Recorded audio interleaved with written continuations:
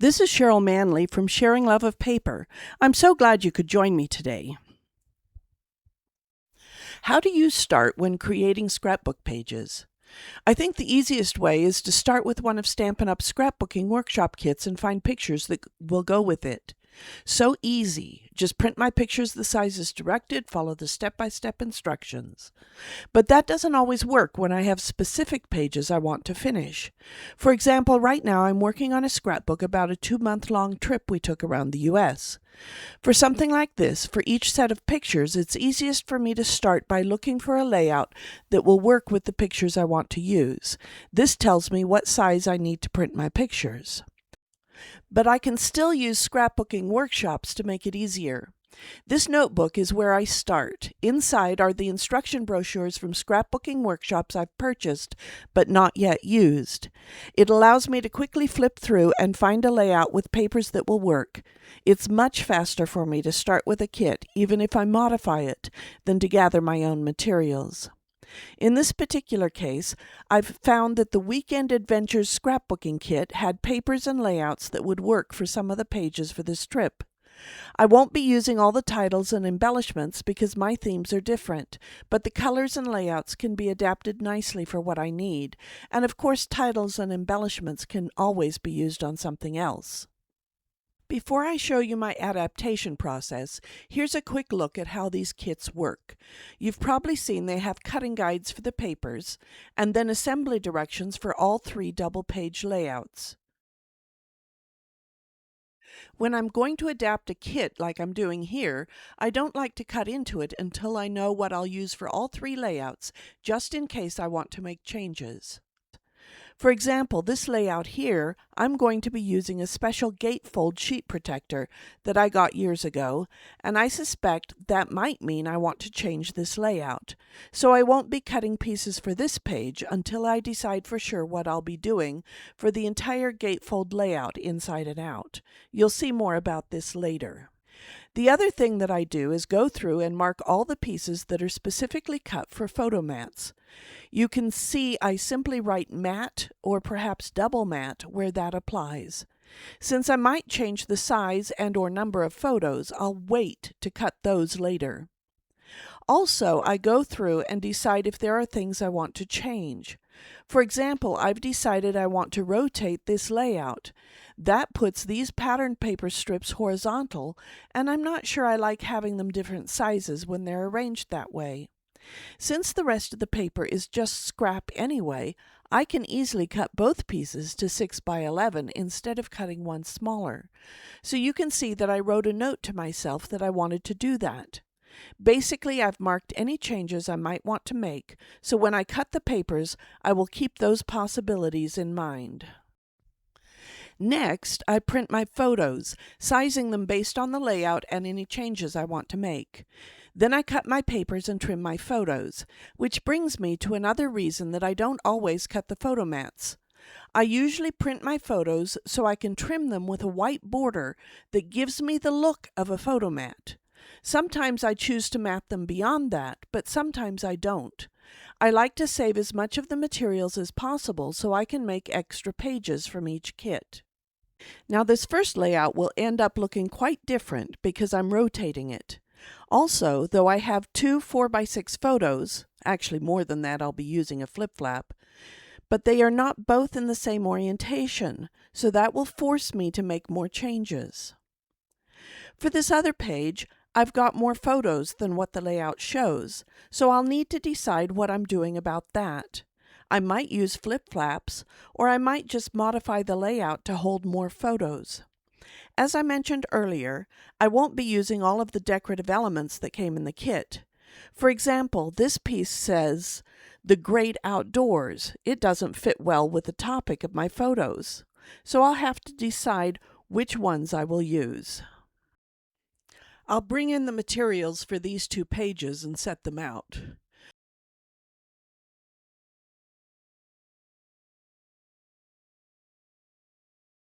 Oh, and let me bring this back in. You'll see that I've moved the title from this page to this one and moved the journaling to the other page. Also, I've changed the order of the pages so that this one is my right-hand page and this one my left-hand page.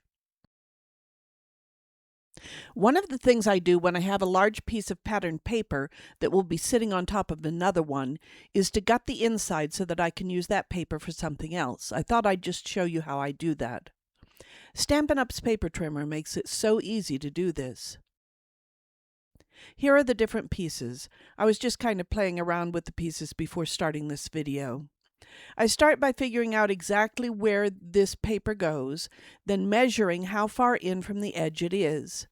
Then I give myself some wiggle room. In this case, I decided on an extra ½ inch all around. That means I want to cut this at 3 1/4 at the top, 1 inch here, 3 3/4 here at the bottom, and 1 inch there. The 3 3/4 is because of this little strip here. I'll go ahead and show you how easy this is to cut with the paper trimmer. So at the top, I want to cut it at 3 1/4 inches, leaving 1 inch on either side. I simply line my cutter up at 3 1/4 inch, start cutting 1 inch from the bottom of the paper, and cut up to 1 inch from the top. I want to cut this side at 3 3/4 in the same way. With the ruler markings along the edge of my cutter, it makes it so easy. Next, I can line it up at 1 inch and cut between the cut lines. Turn it, line it up at 1 inch, and again cut between the lines. Because I don't like to cut beyond the marks, sometimes I don't quite get it cut all the way. If that happens, I simply pull out my scissors and cut into the corner. It doesn't matter so much here because an extended cut won't likely go beyond the ½ inch wiggle room I allowed, but if I'm cutting for an inlay process, it can be really important. I have this much paper from each piece left over that I can use for something else. Now I can just glue this in place, add my strip, and be good to start laying out my photos. I'll go off camera and glue these pieces and be right back. Okay, I've got my papers glued in place, and now I'm going to bring in my photos. When I print my pictures, sometimes I'll also print a title and journaling block at the same time. In this case, I wasn't sure how I wanted my title to look, so I printed 2 different ones. I also printed an extra photo so I could see them on the page and decide which one I would leave off. I've decided I want to use these, and now I need to figure out exactly how I want them. I want my photos to be looking into the page, so I've got to pay attention to that. 3 of the photos need to be on this side if they're going to be looking into the page. I'm going to bring in my layout. I've decided against using a flip-flap because I think I've got plenty of room for the photos. I need to think about embellishments for this page before I decide for sure how I want these arranged. This video will be part 1 of 2. In it, I'll be focused on basic layout, photos, titles, and journaling for the next 3 double-page spreads. The part 2 video will be about embellishing and finishing, so I think I'll call this good for now and look at the next page.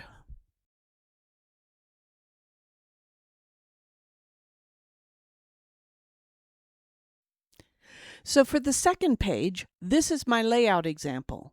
But instead of 2 vertical photos, I've got one that is horizontal. I've decided that I'll arrange the pieces like this. As you can see, I've added an early espresso mat for the vertical photo and for the journaling. I'll be using a flip-flap on top of this photo, so this one will actually be the front photo, and it will open like this. I'm pretty sure about my photo placement, but not 100% sure about the placement of my journaling block until I decide about the embellishing. I'll go ahead and glue these 2 photos in place.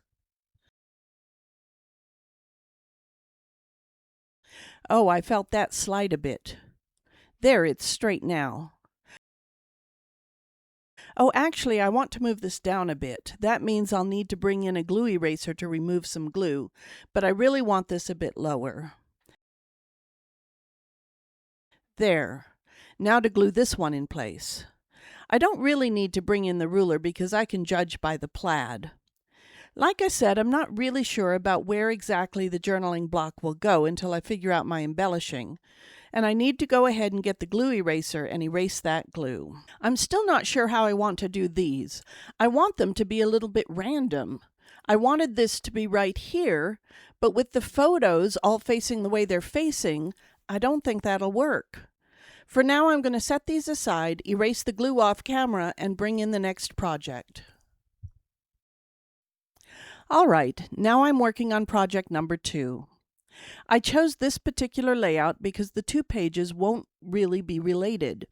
Though these 2 pages are similar, they don't really look as much like a double page spread to me. There's not as much coordination between the 2 layouts, so I thought it would work well. Again, I think I prefer this page on the left and this one on the right, and it just so happens that's the way my photos work. Also, I'm again rotating my layouts because I mostly have horizontal pictures for both of them.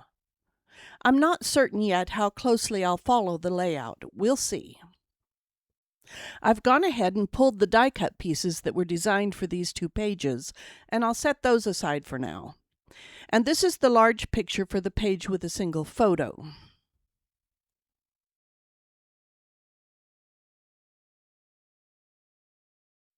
One other thing I wanted to point out, for this page, I won't rotate the page itself, just the centerpiece.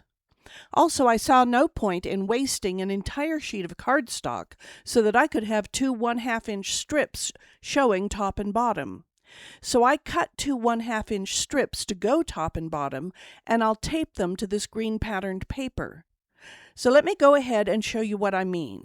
Let's go ahead and get this stuff moved. There's my pictures for this page. I'll set those aside for now, and I'll move these here. Now I have these strips that will go top and bottom. All I'll do is turn this upside down. I'll bring in my transparent tape, it actually is Scotch tape, and I'll just tape this in place. I start at the 2 edges and just get it lined up, and use tape to hold it in place. I want to make sure as I'm doing this that the edges are butted up against each other so I don't have daylight showing between them. I find it easiest to use small pieces of tape rather than larger ones, but I do want to tape it all the way across. I'll just turn this around and do the other one, once again lining it up.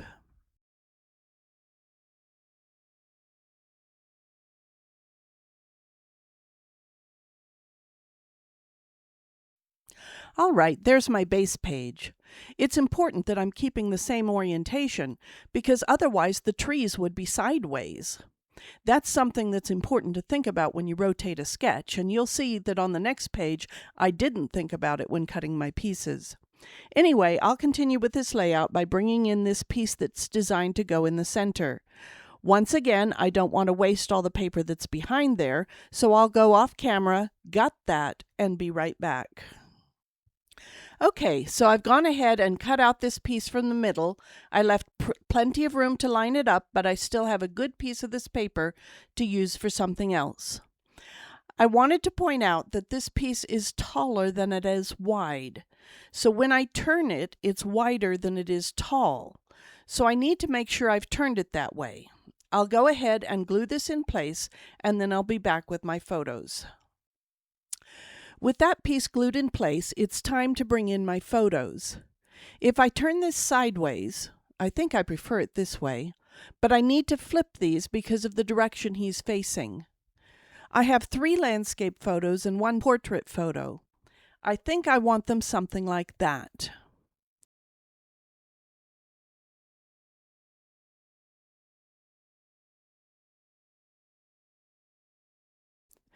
I looked at the die cut pieces that went with this page, and most of them won't go well. I don't like the oranges with this because she's wearing pink. Some of the words talk about things that have no bearing on what's happening here. This piece did look like it would be okay, and I thought I could use it with my title. It would be nice to have some additional things there, maybe up there. I don't know. I'll need to figure out about the embellishing, but I think I like the general way these pictures are laid out. Once again, I'm going to be using flip-flaps. Here I have another picture of the badger that we saw, and I've got my journaling. I'm going to mat it and put it behind this picture in the flip-flap. Here I've also got more pictures. We went to a Six concert while we were there. Again, I don't think I want to glue everything down until I've decided about the embellishments, which will be on the next video. So there's that page. Now for this other page. It starts with a piece of plain cardstock. Since I'm rotating it, I decided this would be the best orientation rather than that. That feels top-heavy. So I'll be focused on doing it this way. I'll just pull this over so I can see the sketch. Looking at this, we have our blue piece. They have that set up fairly high, but because my photo is a lot larger than theirs, I may need to bring it down a bit. We'll see how that goes. They have this piece right above that. Then they brought this piece in and overlapped the blue just a tad, and then they brought the green piece in and put it there. In this case, my picture is much larger. I printed my title right on the photo. I didn't cut the mat because I knew my photo was way bigger than theirs and I wanted to see what it looked like. I do like the blue mat very much. I'm not sure I want that much white, so I might change that, but I think the blue mat will work really well. The other piece they had was this piece, and I see two problems with it. One is that my trees are going sideways because I turned my layout and didn't take that into account when I cut it. The other is that because my picture is so much larger, the green doesn't come up behind and above the photo.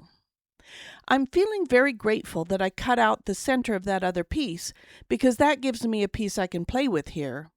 It's still probably not wide enough though, because I would want to see it on either side of the photo, so I have two options. Either I offset this piece and have it just showing on this side, or I find a way to match this up with this piece to get the width I want. I'm sort of leaning toward that option.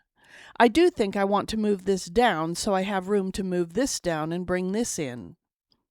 What I don't know is whether that green makes it too matchy-matchy with the other page. Actually, I'm not sure I want that green on here at all. I might just save that whole piece, even pull this piece off, and just focus on these colors. There's not much green in the picture, it's mostly blue. So I could make a larger mat from the blue, and I think that would be nice. Maybe, this is two-sided, what if I brought the lighter blue in to make a piece like this? Or do I want that in the darker blue and the mat in the lighter blue? Maybe that's what I want to do. Because this shape is symmetrical, I can go ahead and cut it out, the mat too, and then decide which side I want for each. So the other question is, do I want the white as large as it is? I'm going to just go ahead and leave this green in to have an idea of the layout. I think what I want to do is trim the white off entirely and create a mat out of the same color as the background page. And I'll probably gut behind this as well. I like the size of the white mat. I'll cut the beige mat that same size. So I'll cut the mats and this strip and I'll be right back. Off camera, I gutted that piece so I could have this mat. I also gutted the blue, because why not? And I glued everything together up to this point. I did want to point out that the original sketch has this piece as a tag with thread attached. Because of deciding to add this piece in the journaling here, it didn't make sense to have a tag that was basically hidden. So I cut off this piece so it would look like just a straight piece instead of a tag. For the journaling, I had printed it on white, but that was so stark. I just took a sponge applicator and added beige ink so it blended in better. So this page is almost done. I might want to add a few embellishments, but there's not much question as to where these pieces will go, so I went ahead and glued them in place. I used the darker side of the blue here and the lighter side for the mat, though with the distance between them, the color change doesn't show up that much. Anyway, there's that page. Now for the last project. For the left page, I made a few changes. Some of these words didn't work. For instance, days well spent. We didn't spend days here, just part of one day. Camping life. We're not camping. Family time? We weren't with family. My picture was much larger, but I thought I could still make it work. What I realized almost immediately, though, was that with all the white I have here, I didn't like the very vanilla cardstock piece here. I really wanted it to be white, so I cut a piece from white cardstock to replace it. I think when I cut this piece off, I'll glue it here so I have a good distribution of the colors. I went through the die cut pieces they had for this page. They had a heart over here. It really didn't work there. I considered putting it there, but it was just the wrong shape. While most of the words didn't work, I found this word explore, and that was what it felt like we were doing. There was a lot of exploring inside. This piece brought in some of that same orange color, and it goes well because he's wearing an orange shirt. I'm going to go off camera, glue this down, and then look at the gatefold pages that go beside it. Here's my page all glued together with the pieces trimmed off. I think it's already pretty good. I might want to bring in a little something here and maybe a little up here. When we move to part 2, we'll look at whether there's anything I want to add, but that's what I've got for now. Oh yes, I did want to point out that I really like this blue, but that sentiment doesn't work with this page, so that's something for me to think about, whether I want to bring in some blue there somehow. You'll also notice that though the sketch only has 3 rows, I did finish off this 4th row to fill the whole thing in. I actually had to piece this part here. You can't really tell, but when I cut this piece off, it wasn't quite long enough to go here, so I had to glue it in place, trim it, and then use the trimmings to piece the rest. Anyway, there's that one. All right, now I want to think about this side. The page itself had this just cut in half on the diagonal. The challenge with that is this won't be just a regular page. It will be cut in half to create 2 flaps that open up to show 2 half pages and a whole page on the inside. It's a gatefold page. So I need to figure out what we can do to create something that goes with the left-hand page and still leads into the inside. For starters, I don't think I want very vanilla on this side. I think I can use it on the pages inside the gatefold, though. These are the pictures I'll use on the inside. These will be the 2 half pages here, and then this will be on the center page. I'm not saying I want it on green. I just grabbed some 12 by 12 cardstock so I could start visualizing the layout space. I think the inside can be very vanilla, but I think that in order to coordinate with this page, I really need white for these outer flaps. So I need to go find some white cardstock to use for the background here. I'm not sure how much journaling I'll put on these other pages. It's mostly about the pictures. Basically, I have these pages that were expected to be used on this page. I need to see how I can use and extend them for the gatefold. When I look at this paper, I think the footprints work fine for the topic, both the people and the animal footprints. And the compass is probably okay. But what doesn't work for me is the coffee mug. So what I was thinking was that maybe I could cut this so the coffee mug is cut off, and maybe just have some cut strips to use in some way. Similarly, I could cut strips from this wood grain pattern and use them in some way. I could do something with this, the piece I cut off from the previous page. But I'm not sure that's really what I want to do. I'm not sure it really flows very well from this page. I could put it up here. That might work. I actually like that okay, but I think this needs to be white. I think I could make that work, especially if I put something maybe right here, a little journaling block or something right there. I don't know. I think I'll go ahead and try slicing some of this to get rid of the mugs and see what that gives me. And then I need to find some white, cut it in half, and cut this in half to start creating those 2 flaps. The thing is, I'm going to need something down here as well. I'm trying to think about what I can do there. I'll think about that while I go find some white cardstock, and I'll be back. Okay, as I mentioned, I had cut off the piece of brown from the bottom here and turned it to put it here, cutting it in half for the 2 gatefold pieces. Then I had another full sheet left, so I cut a smaller piece to go here. I cut it just a bit smaller. Instead of 2 1/4 to 5 1/4, I cut it from 2 inches to 5 inches. I wanted to have quite a bit of space between them.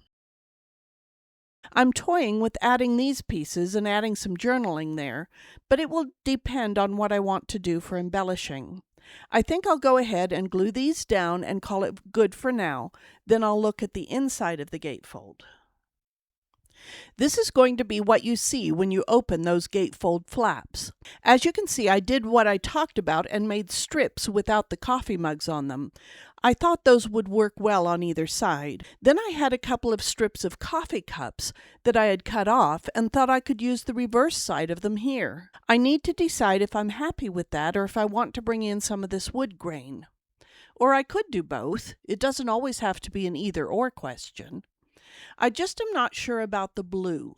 It's on the first page, but not on the outside here. I kind of like having a bit of that wood grain, but then again, I kind of like the idea of having something different. I could bring a bit of the same blue over here somehow. I could do a narrow blue strip. I wonder what that would look like. I'll just cut another coffee cup strip off, say 1/2 inch, and try it here. I think I like that. Let's cut another 1/2 inch strip for the other side. I think I like the way that ties the blue in. I think that gives a good foundation. When I decide on the embellishments, I can always bring in a bit more of those papers if I wish. I'll go ahead and glue these in place and then bring everything back in so you can see it. Okay, so here's a look at the layouts as we have them so far. We'll come back in part 2 to do some embellishing. This is the first layout. This is the second layout, which is really 2 separate events. And then this is that gatefold third layout. Once again, we haven't done all the embellishing. This is what the gatefold looks like, and then when you open it up, this is what you have. So those are the layouts. I'm just realizing that you couldn't really see when I opened that, so I'll bring this in a bit. Here's the idea.